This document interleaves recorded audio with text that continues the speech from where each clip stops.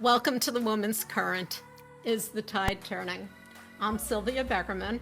And I'm Molly Wadzeck. Together, we're exploring how women support women across generations, experiences, and perspectives.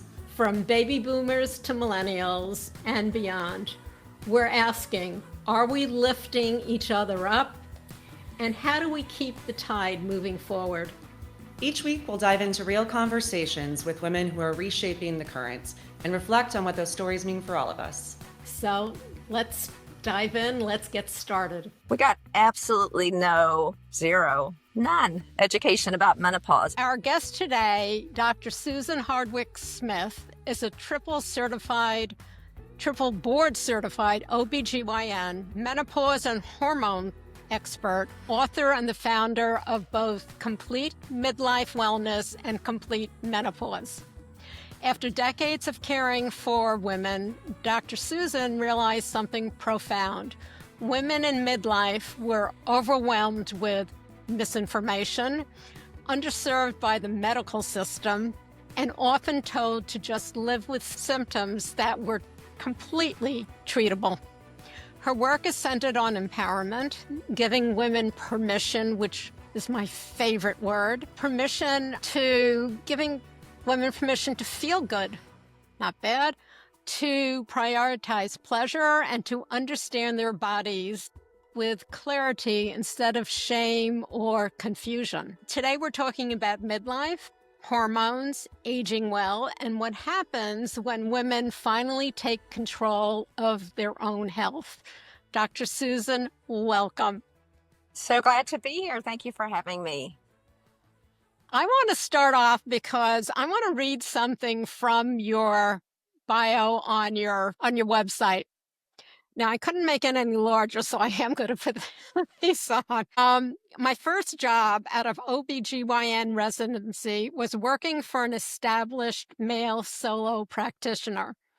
I am eternally grateful for him for teaching me all the things that I did not want to do in my own practice. After 3 years, I resigned and was subsequently fired. As you said, is that possible? Day. On the same day. If I hadn't been given that gift, I never would have found the courage to start Complete Women's Care Center. And after retiring as their fearless leader, you're now here with your own website. I love that. So let's start by, you said you realized midlife women weren't getting the care that they deserved. What was the moment that had you shift within practice toward menopause and wellness? Really, my own menopausal journey. We are not taught as gynecologists anything about menopause, and that surprises some people that in my medical school training and then in subsequent 4-year residency to learn how to be a board certified OB-GYN, we got absolutely none education about menopause. We learned how to deliver babies, how to treat teenagers, prevent pregnancy, do surgery, all the things regarding younger women. And then something just sort of stopped at menopause. We learned that, women stop ovulating and then they just sort of disappear. And then there was another specialty for geriatric medicine, but really nothing for the in between. And I just thought that was fine because I was young and, wasn't a thing until I went through menopause earlier than I was expecting. I was 45 and I realized I had no idea how to help myself, let alone any of my patients. And so subsequently went on a journey to figure out how to help myself to feel better.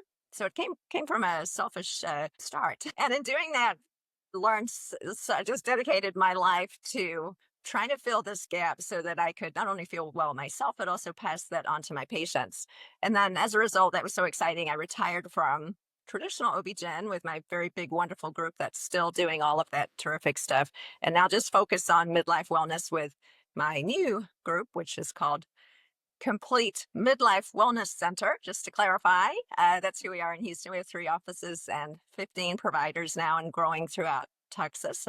There's just not very many people who focus on this. And I'm thrilled that there are more voices joining this space. But, 30 years ago when I graduated from medical school, there was nothing So we're getting there slowly, but we're getting there. Slowly. It's only been recent that menopause, most women think that menopause, they've been taught it's kind of like the end. You're going to get a belly, you're going to do this, you're going to do that. And I was around a couple of women about a year ago who were starting to go through menopause. They were probably in their 40s, totally fit, buff bodies. I mean, just and creative and successful. And I heard them saying to one another how, you know, they're starting to get this, the menopause belly pouch. And I just stepped in with my big mouth and I said, "What are you talking about? Are you working out?" "Well, not as much as I used to." I said, "Well, why don't you try continuing it? Why do you just assume that this is going to happen to you?" And then they let it. And it's people like you who are getting information out. This is So, what we were taught. So the women you're describing are reflecting our conditioning, right? We were taught, and I just sort of had an assumption looking at my mom and my older relatives that, you turn 50 and then you sort of get fat and you stop exercising and you just start playing bridge with your friends and then you kind of just sort of disappear. And that happened to my mom. She's still living, she's 92, but disappear from any kind of relevance or any sort of importance. Like it's like life is important until 50 and then just off you go and don't bother us because you're not relevant anymore. So no wonder there's a kind of a given up attitude because it's supported not anymore. However, it has been supported by our culture. And you think about other cultures where older women are revered and the elders are these magical people that we go to for all of their wisdom and learning. And it hasn't been that way in the West, but we're getting there because truly, women after 50 are brilliant. We've learned all these things. We're wise, we're exciting, we know ourselves, we know how to finally get our shit together and be happy and healthy. So we should be revered. Yeah, and And also, Susan, also, women over 50 can't wait to give less of a shit. All of my friends, all of my older friends say, "You're not gonna care." You like the liberating thing is you're not gonna care anymore. no, I care a lot about a lot of things, but much less Right, about the stuff that's not important, like the exactly. comparison, like what do people think of me and what do they think about what I'm going to say? And maybe I was taught my mother was taught the same, so not her fault, that we should keep quiet and not have opinions, and people won't like it if you talk too loud. Or that's the stuff you can stop giving a shit about. Just be yourself, finally. Say what you mean. Ask for what you really want. Like, how many of us have lived our whole lives and we've never really asked, even maybe our partner for decades, what we really want? So now we can potentially grow into actually, like you said, ask what we want, be who you are, show up 100% as who you are. And I didn't know how to do that when I was 20 because I didn't know who I was. So I think we're just flipping the script. And like I said, other cultures have known about this forever and revered their elders. And we've just sort of pushed ours off to the side, which is such a huge loss for society. Hello, we're amazing. well, I know that. What do you wish women knew sooner about their hormone journey? Oh, I think this is so curious, right? So I've got 3 daughters in their 20s. And so they learned everything about puberty. Like the depth to which they were educated was fantastic. They knew all about puberty, all about birth control, how not to get pregnant, how to not get STDs, all they're very, very knowledgeable. And we need that class when we're 40. Why don't we have it? Like my patients come in sometimes and now there's a lot of sources of education now. So I'll tell you, some of them are very educated, but most are like, okay, what happens? And what are the name of the hormones? And where are my ovaries? And it's like, we don't know anything. So what I wish is that we all, through platforms like this, there are some very good books out there, amazing podcasts. There's so much more information so that we can each educate ourselves because we're not getting that high school class. I wish we were. So that how could we not know what's going to happen? Like, where did that come from? So I wish that every woman had an opportunity when she was, 40 ish, to have a conversation with someone like me or one of my providers. And I love this when my patients come in way before menopause and we just are like, okay, let's learn all about this. What's going to happen? It's so interesting, isn't it? Every single woman, 51% of the people on this planet are going to go through menopause. Apart from death and taxes, there's nothing that's more certain than that. Like, you cannot not go through it. Yet, how come we're not taught about it or what to expect? So, yeah, education, and we need to take it upon ourselves because, like I said, your doctor's probably not going to know, let alone tell you, because they don't have Yeah. time. So, there's all kinds of other issues there. Doctors have 15 minutes usually to tell you whatever it is. This is a much longer conversation. So, just get information, learn. That's what I wish we would do. Well, the other thing is that each woman is an individual.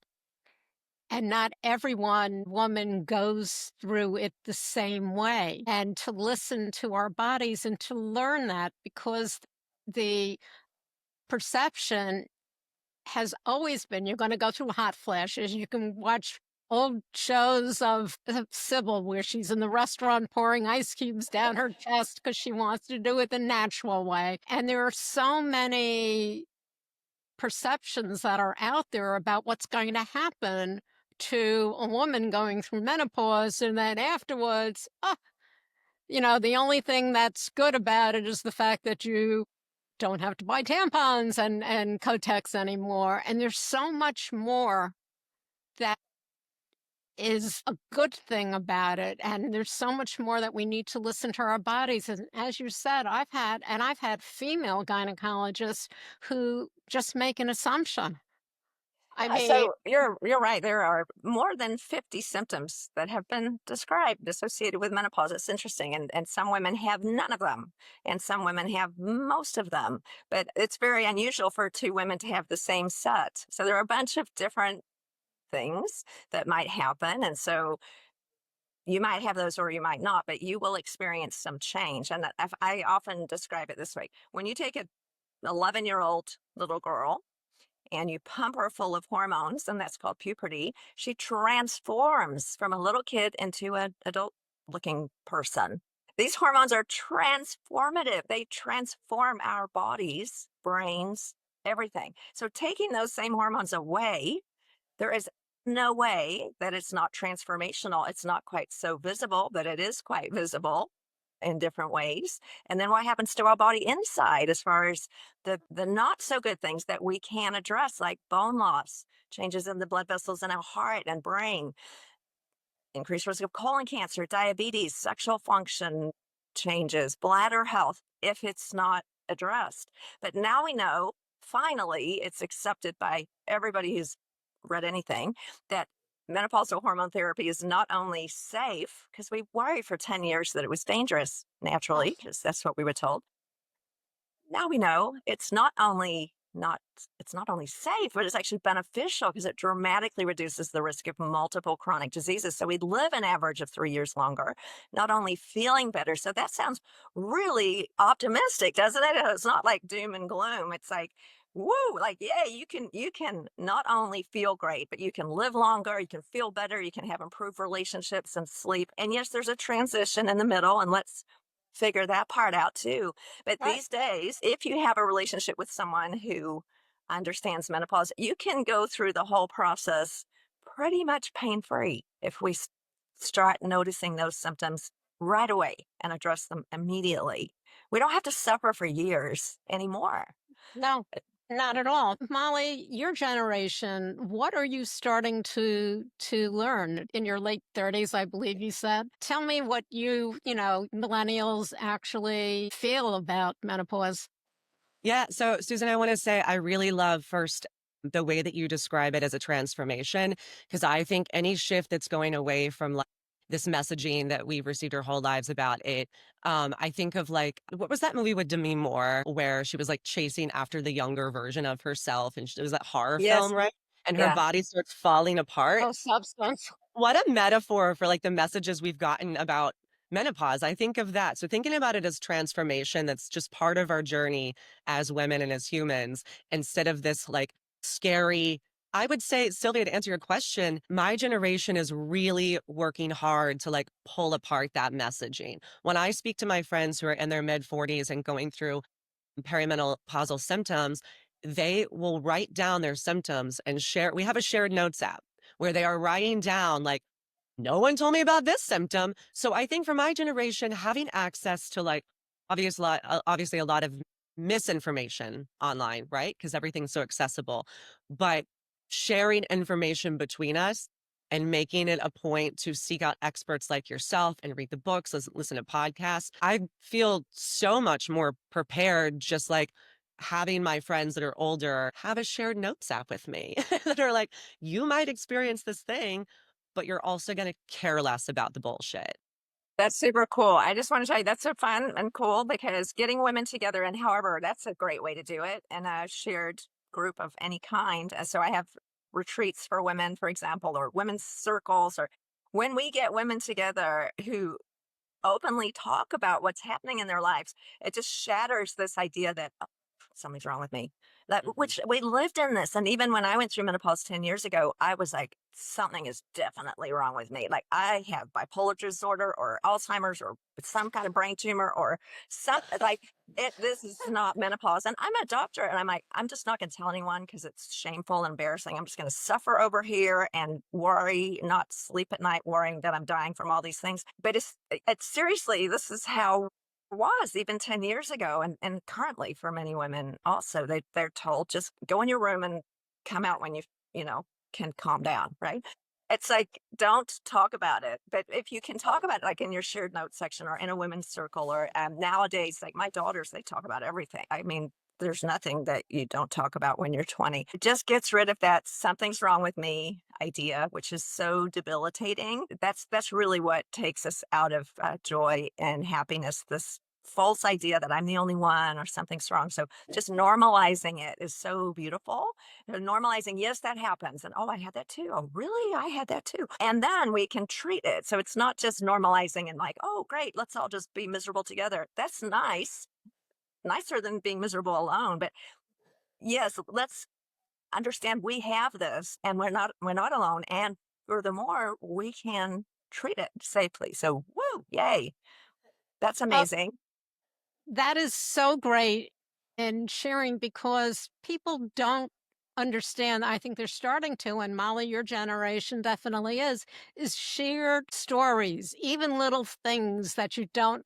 I mean, I didn't know anything about it. I think I started going through menopause probably 30 years ago, maybe a little bit more. I don't know. I didn't pay any attention. I didn't even know it. I thought maybe the cotton in my t-shirt that I'd sleep in wasn't, gray cotton. So I'd get up and change it. It wasn't until somebody I was with said to me, "You're having night sweats." I went, "Really? Okay." I mean, I had no idea because the information wasn't out there. And even having a female gynecologist at this stage of life just dismisses stuff like, fine, we'll just give it the estrogen. You're not sexually active anymore. I'm like, I'm not What? dead. Yeah, I mean, seriously, lady? So I switched gynecologists Yes. and had to do my own research. It's so freeing to know that the information is now being disseminated, that people are listening, that they're hearing. I mean, I'm not exactly a fan of go online now and for a couple of $1,000s, you too can be a menopause coach. I don't really go for that. But to get the information out and to have the younger generation actually know what's going on is so helpful to women and realizing that we have to be advocates for ourselves. Yeah, Yeah. so permission to get another doctor, exactly. And so I grew up, most of us in my generation, well, I'll just say all of us were taught you believe what your doctor said. Doctors are revered. If they tell you something, it's true. And your priest and your attorney, you don't argue. I mean, you're just a woman. You don't argue, right? So many, many women are trapped in this idea that, oh, well, my doctor said, so I just didn't. Like, we need to be educated enough that we can be like, that doesn't sound right. I think I'm going to get another opinion. And it's not easy for women who've been taught all their lives to keep quiet and, don't make a fuss, or don't ask a question, or certainly not your doctor, because they, are up here. Bullshit. They're people, and they don't know what they don't know. And so we need to know when it's not right and move on so we can get the help that we need. And that's a shift, and really empowering ourselves to say, this doesn't feel right. And I think one of the things that you talked about, Dr. Susan, I always call everyone by the first name, but Mhm. um, the medical profession, as you said, is not taught about menopause, and they're not taught about a lot of women's health, period, because everything was started looking at the male species, and the female was just do your thing, live with whatever, it's really okay. Remember, everything used to be put under the category PMS, she's Or going through PMS. hysteria. Right. So how do we get the women to actually ask, to get the balls or chutzpah to actually walk in there and say, I'm going to advocate for myself.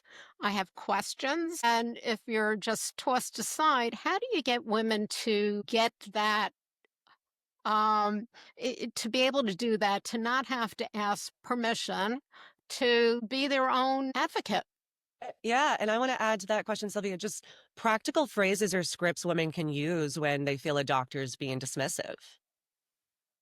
Well, most doctors have about 15 minutes to see you. So let's just start with that. They do not have time to talk to you about your menopause symptoms. So, first of all, I would find a doctor who you have research that has education in menopause, but I mentioned we don't get it in a regular OB-GYN residency. So, no judgment. I was this doctor. If your doctor's delivering 30 babies a month and doing surgery, they don't have time. I mean, I was in that group for most of my career. But there's an organization, the only organization really that has organized education around menopause is the Menopause Society, which is menopause.org. So if you go on menopause.org, you can find a list of people who have shown enough interest in menopause, at least to become a member of this organization.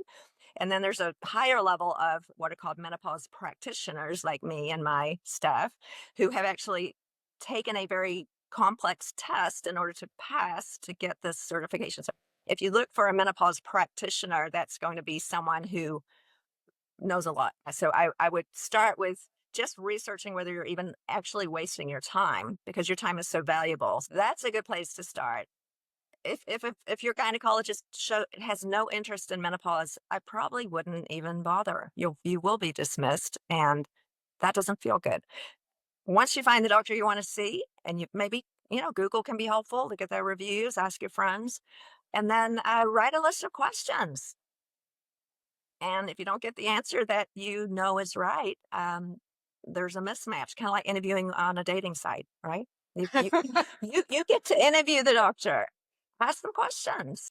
We do not have to go with this doctor just because they delivered my babies or they took care of my sister. No, it's a very intimate relationship. Like I said, kind of like dating. Ask some interview questions, and then you can just make another decision, because you need a partner in this journey. Swipe left or right. We need a That's dating right. app. Yes. That's making service for women and their doctors. Yeah. Okay, I'd like to move on to pleasure, confidence, and identity. One thing I do love about your work is that you talk about pleasure and confidence at every age. Why is pleasure such an important part of wellness? Well, okay, I have 7 buckets of health, and the obvious ones are obvious. So we talk about hormone optimization, nutrition, exercise, sleep and rest, emotional wellness, relational wellness. That's 6. And the 7th one is joy and fun. And they're all equally important. So if you're the healthiest person in the world and you can lift weights and you run a marathon and you look great in your swimsuit and you're miserable, what's the point? I mean, so joy, pleasure, we have a very short time on this planet. I mean, perhaps that's the most important one. So, living a long time, that sounds good, in a healthy state, that sounds good, but emotionally healthy and looking for things that are joyful and fun and delicious and wonderful and happy and connected. That's what I would like to do. And I would like my patients to do that too. But we were told, as we were discussing earlier, that you don't get that when you're over 50. You just sort of off you go out to pasture. And, like your doctor said, you don't have to have sex anymore. It's like, hang on, wait a minute. so we can have great sex after 50. In fact, I think it's much better than when you're 20 because you know so much more about. But you also talk. Remember, you talked about that. We open Yeah. up more, we communicate. Right, right. I mean, we can blow sex out of the water when we're older because we know how to ask for what we want.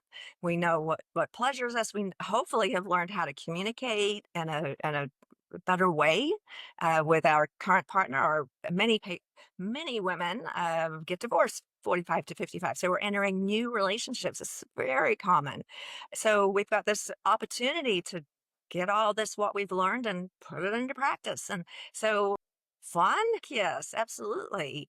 And pleasure. So not just sexual pleasure, but just enjoying life. And that does require being physically healthy because I can't enjoy life if I'm in pain because I'm very overweight and my joints hurt and my blood sugar's too high, and all the things. So being physically healthy immensely adds to the ability to do the things that are joyful. All my patients tell me the same thing. So we do an exercise where we imagine your best elder day when you're 90 and you imagine it. And I'm like, what's she doing? And what's she wearing? And the answers to that question are all very similar. She is surrounded by family, people, community. She's active. She's going on trips. She's with her grandkids. She's out walking the dog. She's doing all these things. Well, that is not going to happen unless we commit to our physical health, but she is joyful, this Exactly. optimal older version of ourselves. And so I live with that vision in my mind of how to do things that will create this 90-year-old me. And it's joyful. I love that. It's almost like a radical act, right? With messaging being taught when you're talking about we disappear from public life, we're not to be Right. considered anymore. So, what I love about seeing women in their 80s and 90s who, I mean, I might just start embracing this now in my late 30s, just wearing the loud clothing, doing whatever you want, like Why not doing not? anything for the male. Like, why not? Find the joy. It's almost like the pleasure becomes an act of reclamation we were talking about in the transformation. And confidence becomes less about how we look and more about how we feel. And How so we when feel. women are supported through this journey, but society is not invested in women's joy, especially women who they've decided are no longer relevant, right? Because if you can't make babies, then what's the point of even being around, really? Yeah. So the messaging I received, and my patients tell me the same. Actually, my mother even told me this. I remember one conversation I had with her when we were younger was something about like, I want a job that makes me happy. And she was like, what? Like, that's not a thing. You're just supposed to work really hard and struggle and suck it up and take care of everybody. It was so interesting because I'm like, wow, that is actually what you were taught. And many of us grew up with this messaging. Like we bust our asses, we work for our families, we take care of everything. But is there any part of the day that we're supposed to be joyful? Like, no, like that's not a you don't have that. It's like, hang on, you can have that. Like that messaging is just baloney. But they were taught, I mean, she was taught that by her mom and so on and so on. But we have an opportunity to break this cycle. Like, who said life was supposed to suck and be so hard? Well, my children would like me to kind of stop doing some of the stuff that I'm doing. It's a good thing they don't go out to, places that have music or whatnot, because they were always afraid of running into them. There are so many people. Iris Appel, the late Iris Appel, she just was out there, Mhm. and she didn't. It's not that she didn't care what she looked like. She didn't care what other people thought. She Right. was going to be herself. And I can't remember the name of another woman who just said, who used to, she went around giving lectures, and her thing was, put on the crown, put on the happy pants, walk in the supermarket and just Uh, say, here I am. I love it. And that is so important. There was a great scene in Grace and Frankie where they're trying to get the attention of the guy behind the counter in like a CVS or Walgreens or something. And of course, what they want is something they shouldn't have gotten, which is cigarettes, but that's okay. And they couldn't get his attention. And so, they screamed and then they left. And Jane Fonda says, "Well, we couldn't get it." And uh, Frankie pulls out of her jacket a pack of cigarettes, and she says, "If you're going to be invisible." And the thing is, we don't have to be invisible. We're not invisible. And I think what you're saying is so crucial to women in midlife, women who are older. What do you tell women? What would you like women in their midlife to actually accept about themselves? Everything. So, there's acceptance is such a beautiful word. Acceptance doesn't mean we're a doormat or we're not going to make changes, but if we're making changes, so for example, a very typical patient is wanting to lose some weight to be healthier, maybe start on a new movement, exercise plan, work on her sleep, or work on all these buckets I talked about. Rather than coming into it like, okay, I suck at that. Yep, I'm fat and I don't exercise. My sleep is terrible. Yep, I suck at all those. You're perfectly okay as you are. There's nothing to fix. However, we can make a plan to optimize all of those things, right? You're actually perfectly positioned where you are right now to make these changes. If you weren't exactly where you are right now, you wouldn't be sitting here making that plan. So this just reframing the idea that, oh, I'm never going to be able to do that. Like that's for other people. Dr. Susan can exercise and eat well, but she's genetically special. No, that is not the case. Like wherever you are, and really believe in this message. If you are morbidly obese and haven't done any exercise for 10 years and your sleep is crap and your marriage is awful, great. What a perfect place to start, To start. right? Because here you are. We start where we are and it's perfect. And then we make a plan to get to our best elder day, right? So there's nothing wrong with any of that. It's exactly as it should be. And we're going to get there. But we get stuck in this idea that, oh, I'm never going to be able to do it. So I'm just not even going to try. Like, I pray that we cannot be there because that's so sad because that's not true. That's a not true story. And I want to break that story open. Not true. I Dr. Susan, what are the biggest hormone myths you wish millennial women who are now approaching perimenopause age would stop believing? Like if you had to pick an overarching thing that our generation just needs to know is not true. Well, we're getting there, and I hope your generation all knows this already. But the biggest thing, and it is making some movement now that many people know this, that menopausal hormone therapy is not only safe, does not cause breast cancer, does not cause heart disease, and does not cause stroke. That was all incorrectly messaged.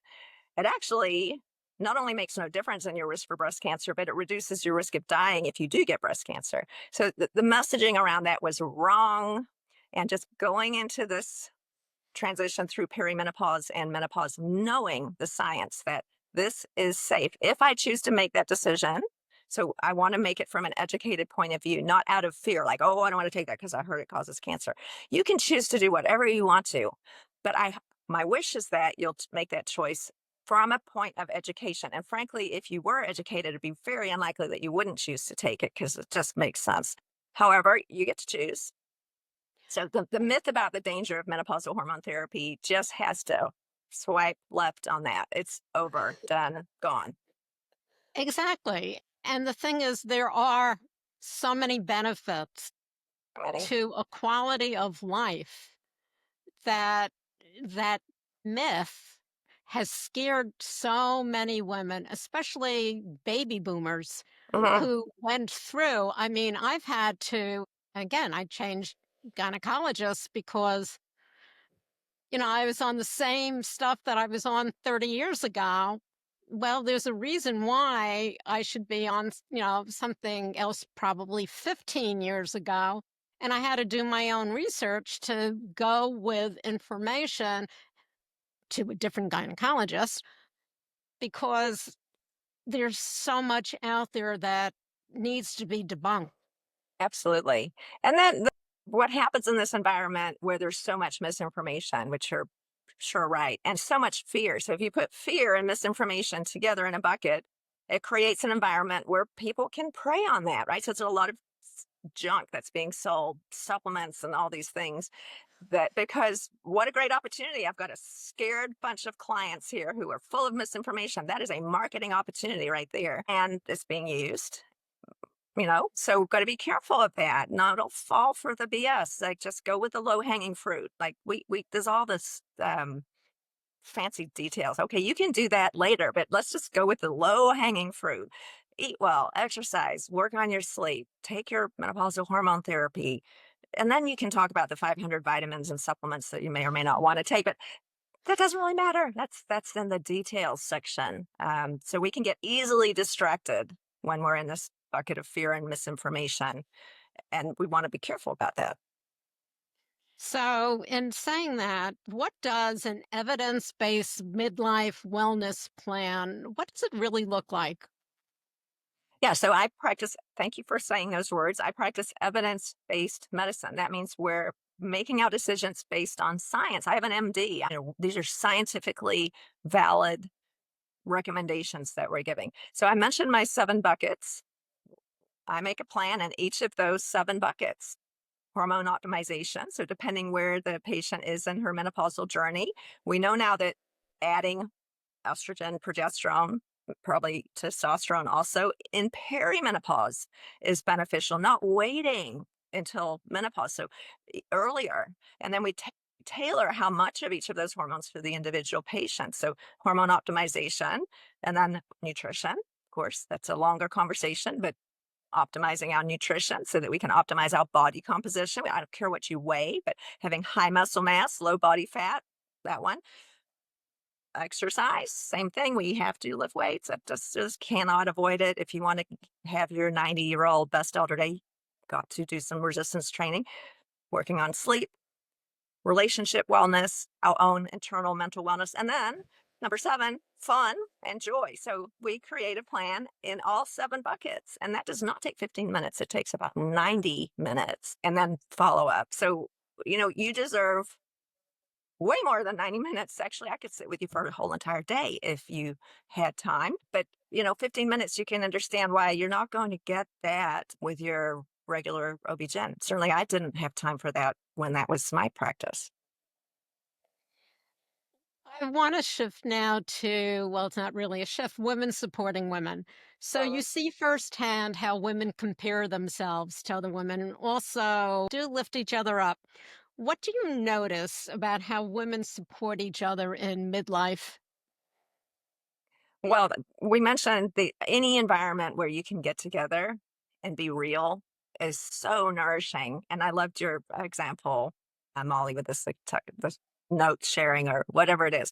So, I have a women's circle. Like, we just got back from Costa Rica. We did our annual activating happiness and menopause retreat with 32 women all together for 5 days. What I noticed the most is that it shatters what I was talking about, that feeling like I am the only one who has that.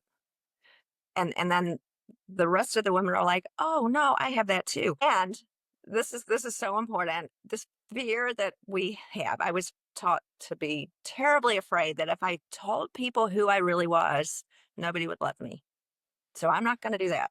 I'm just going to zip it up. And when women show each other who they really are, They love you more when you say, "Oh, this let me tell you the worst thing I've ever done in my life." "Okay, are you gonna hate me now?" No, you're surrounded by hugs and, oh, no, that feels so hard. So, I love that kind of opportunity to sit around and we play a game called If You Really Knew Me. If you really knew me, you would know that that like something I really don't like to say. Immediately you're surrounded by love because it breaks down this armor that I'm so special.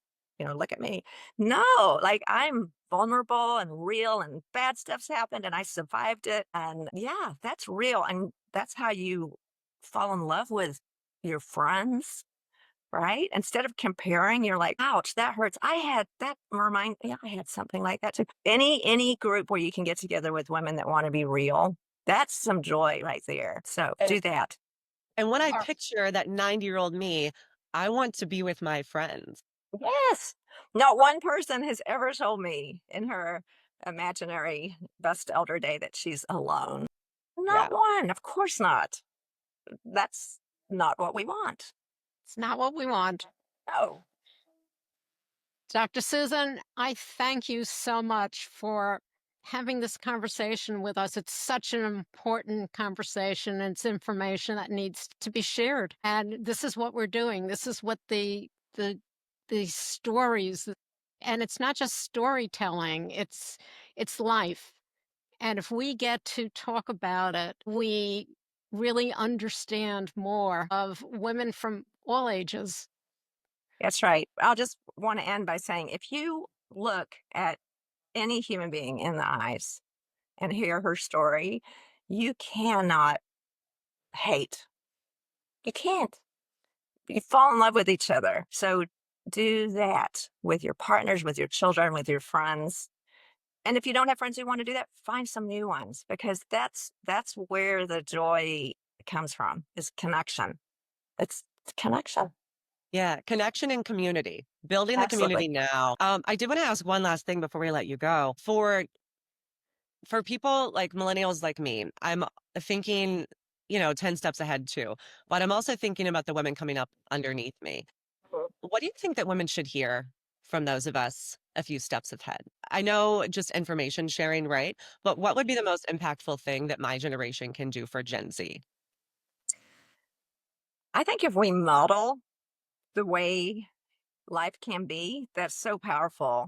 For example, if I model vulnerability, if I'm with a group of my friends and I'm like, let me tell you this story of this really shitty thing I did last week, modeling how to be open, vulnerable, healthy, happy, so they can see that they're looking at you like, oh, I can be like that. So, we can talk about it all day, but it's doing it and living it.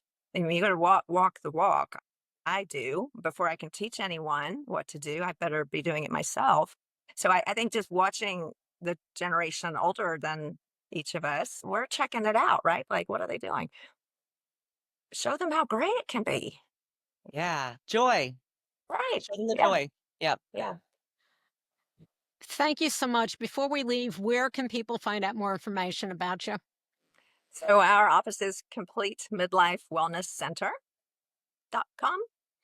Everything is on there. I do a lot of teaching on YouTube, Instagram, all the things are on there. You can also make appointments. We are licensed in Texas and California, but we do see patients remotely from any state in a coaching mode. So we can't practice medicine, but Right. we'll see patients from anywhere and they're 90-minute visits. So wherever you live, we can see you remotely, plus or minus practicing medicine, depending where you live. Well, I want to thank you so much for joining us today. A very important conversation. I am so glad that your generation is getting information that was not there, was not talked about. So,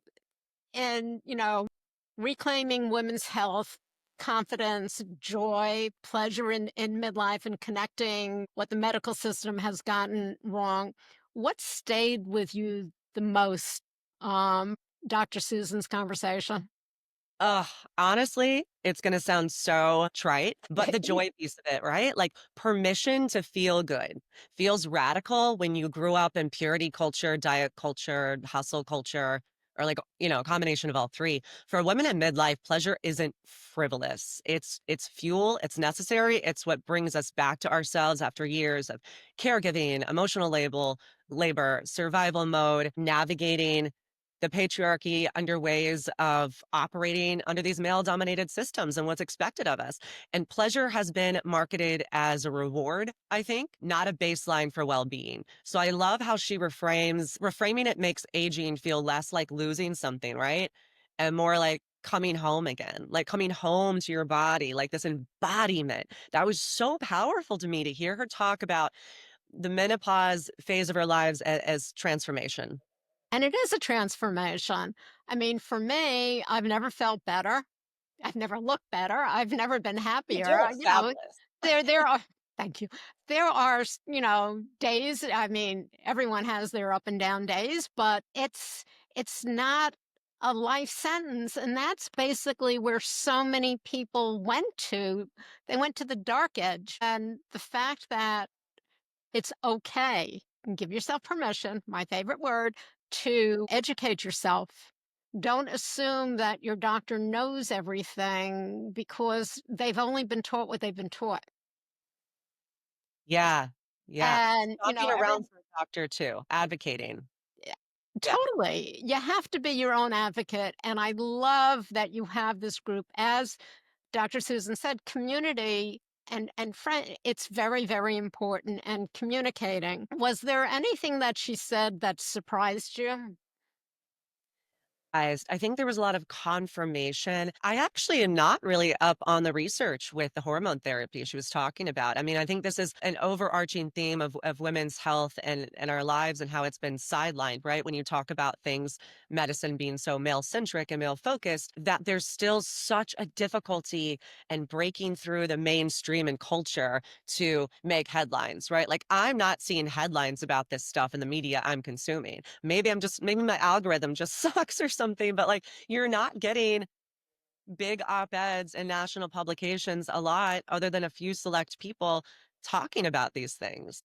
There are just a few select people, and as I've mentioned before, it's been great that all of a sudden it's being talked about.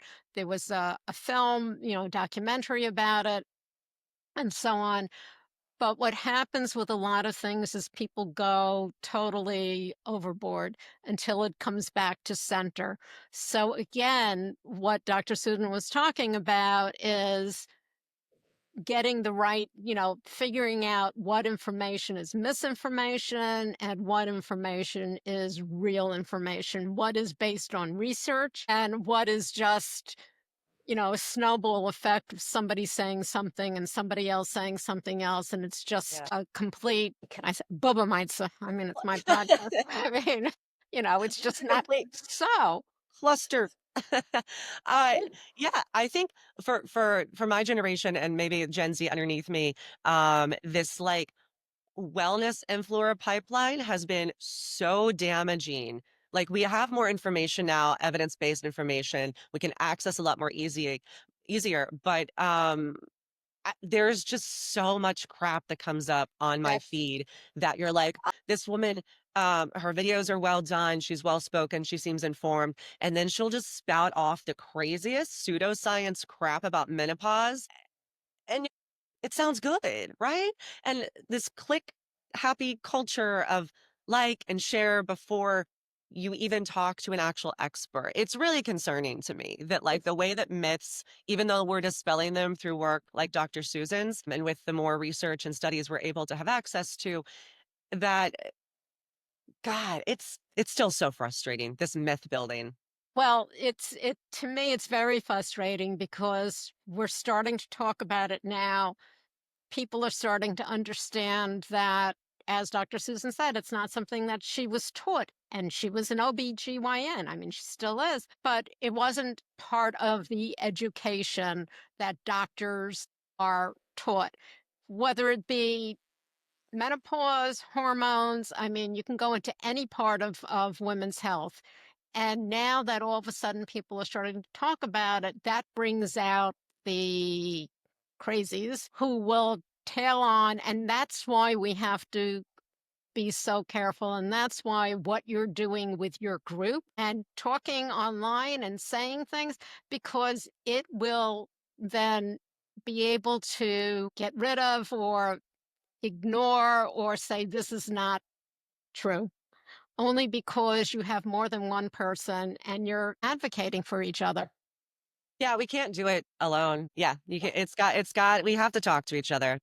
There's one last thing. She kept returning to permission to feel good. And as you know, that's my favorite word, and prioritizing pleasure. What does that really mean to you? Permission to feel good. It's liberation. I think that this myth that feeling terrible is just part of being a woman is probably the most damaging, right? Like I think about IUD insertion. I think about the way that our menstrual cycle is downplayed. It keeps us silent. It keeps us suffering and hearing what's actually evidence based versus what gets pushed through fear. It's liberation. It makes it clear that waiting until crisis mode isn't an option, right? Women deserve proactive care, not rescue missions, and taking ownership and just like move through the world as if you were an entitled cis straight white man. You know, like I I'm entitled to feel good because like I'm a human who's showing up in the world. And I think that the more we can reject messaging about suffering and martyrdom, right? This like I gave birth with no pain meds. Oh God, I begged. I begged. Like experiencing pain and suffering is not a badge of honor. I don't think that any woman should have to suffer. The pain is not a badge of honor. It is something you survived and you shouldn't have But had to. I did get an award. They awarded me. They usually wait to the end of the month Oh yeah. to choose the woman who was the loudest and whatever the month before. They decided on June 12th, 1984, that they weren't waiting to the end of the month. I got that I'm award. so proud of you. Thank you. Thank you. Proud Thank of you. you. Well Yeah, I deserved. mean, A and high believe me, honor. the baby was only 3.5 pounds. He was 2, but hello, and you mentioned IUDs. There are doctors who don't think, when a woman says, I still feel this, it's not something that they'll pay attention to. Oh, they It's in gave her me head. extra strength Tylenol both times. All Yeah. right. So yeah, that permission to feel joy, permission to take up space, giving to ourselves because no one else is going to give it to us. Well, what Dr. Susan reminded us is that midlife is not a decline, it's a reclamation. So this has been great. Molly, until next time. That's it for this episode of The Women's Current. Is the Tide Turning? If this conversation sparks something in you, we want to hear from you. What's this week's current moment? Tell us on Instagram at The Women's Current. Share it with a friend. And don't forget to follow and subscribe wherever you listen to podcasts and on YouTube. Join us each week as we explore how women are supporting each other and where do we go from here.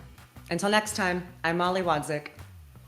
And I'm Sylvia Beckerman. Thanks for listening. This has been a Life of Prey production.